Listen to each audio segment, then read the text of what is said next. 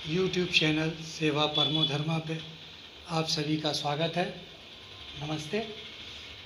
आज हम चर्चा करेंगे योगेश्वर श्री कृष्ण की, जिनके चरित्र के विषय में नाना प्रकार की भ्रांतियाँ समाज में देखने सुनने को मिलती हैं। तो आज हम एक प्रसंग लेते हैं। एक बार भगवान श्री कृष्ण यमुना जी के किनारे बैठे थे। कुछ गोपियाँ वहाँ पे आती हैं और कहती हैं कि हे कृष्ण, उस पार अगस्त ऋषि हैं, हमें उनको जो है भोजन कराने जाना है, कैसे जाएं हम। तो श्री कृष्ण जी कहते हैं कि जाओ और जाकर यमुना जी से कहो कि अगर श्री कृष्ण ब्रह्मचारी हों तो आप हमें जाने का मार्ग दे दें। गोपियों ने सोचा, श्री कृष्ण और ब्रह्मचारी, ये तो हमारे आगे पीछे घूमते रहते हैं, हमारी मटकी फोड़ते हैं। खैर हमें क्या, हम कह देते हैं। गोपियाँ गईं और यमुना जी से बोली कि हे यमुना जी, यदि श्री कृष्ण ब्रह्मचारी हों तो हमें उस पार जाने का मार्ग दें। यमुना जी ने मार्ग दे दिया। उस पार गोपियाँ गईं, अगस्त ऋषि को भोजन कराया। उसके तदुपरांत जब वो वापस आने लगी तो फिर यमुना जी थी। तो उन्होंने अगस्त ऋषि से कहा कि हे ऋषि, मैं कैसे उस पार जाऊं यमुना जी।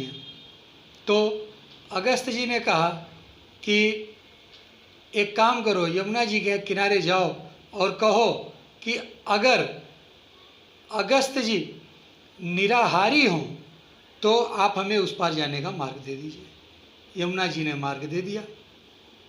अब गोपियाँ उस पार आईं, उनके मन में संदेह आ गया कि ऐसा कैसे हो गया।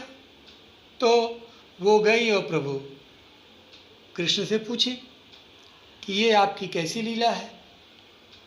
तो उनको जो है श्री कृष्ण जी ने कहा कि देखो, मैं कभी भी तुम्हारे साथ रहते हुए भी तुम्हारे प्रति हमारे मन में कभी भी आसक्ति की भावना नहीं है। कृष्ण जी कहते हैं, गोपियों, मुझे तुम्हारे देह से कोई लेना देना नहीं है। मैं तो तुम्हारे प्रेम के भाव को देखकर तुम्हारे पीछे आता हूँ। मैंने कभी वासना के तहत संसार नहीं भोगा।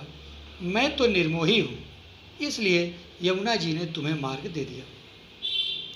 गोपियों ने कहा, ठीक, अच्छा ये बताएं, हमारे सामने ढेर सारा भोजन अगस्त ऋषि कर गए, तो उनको कैसे जो है निराहारी हो गए। श्री कृष्ण ने कहा, देखो, उनको खाने में कोई रुचि नहीं है, वो खाने में कोई स्वाद नहीं लेते। वो तो मुझे भोग लगाते हैं और जो भी खाते हैं वो मेरे लिए ही खाते हैं और उनके अंदर बैठ के मैं ही उसे ग्रहण करता हूँ। इसलिए तुमने उन्हें खाते तो देखा, लेकिन वो आजन्म उपवासी हैं।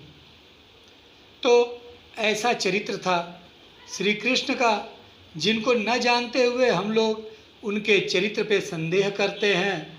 और कितनी बढ़िया लाइन कही है किसी ने, ब्रह्मचर्य से दिव्य भावनाएं होती हैं, ब्रह्मचर्य से दीर्घ यातनाएं खोती हैं, ब्रह्मचर्य से नर तेज और बल पाते हैं, ब्रह्मचर्य का गान देवता भी गाते हैं। नमस्कार। उम्मीद है आपको वीडियो अच्छी लगी होगी। लाइक सब्सक्राइब करना न भूलें। फिर अगली बार किसी नए विषय के साथ।